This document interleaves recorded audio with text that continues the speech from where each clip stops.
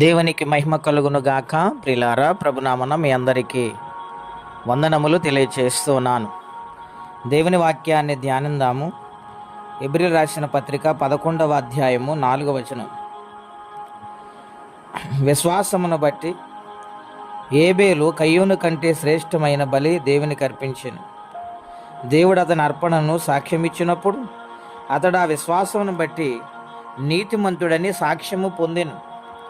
అతడు మృతి పొందియు ఆ విశ్వాసము ద్వారా మాట్లాడుచున్నాడు. ప్రియ దేవుని బిడ్డలారా, ఈ ఉదయకాల సమయంలో పరిశుద్ధాత్మ దేవుడు హెబ్రీ రాసిన పత్రిక నుండి మనతో మాట్లాడుచున్నారు. ఏమనగా, కయ్యూను అర్పణ కంటే ఏబేలు అర్పణ దేవుడు స్వీకరించారు. కారణం ఏమిటని ఆలోచన చేస్తే, దేవుని సన్నిధిలో శ్రద్ధ కలిగి బ్రతికాడు. శ్రేష్టమైన అర్పణ ఆయన అర్పించాడు. కయ్యూను కూడా తీసుకుని వచ్చాడు, కానీ తనకు శ్రద్ధ లేదు. రెండోది, దేవుని యొక్క మాటను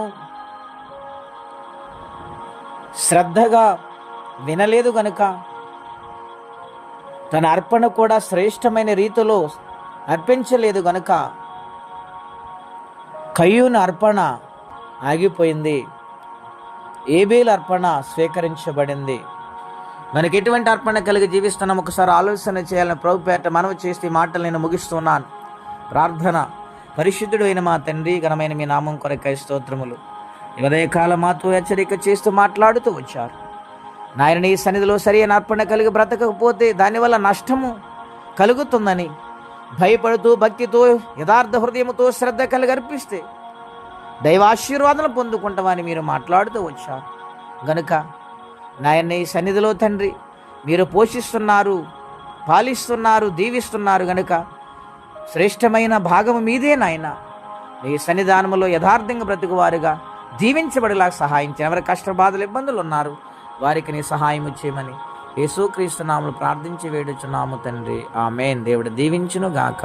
ఆమేన్.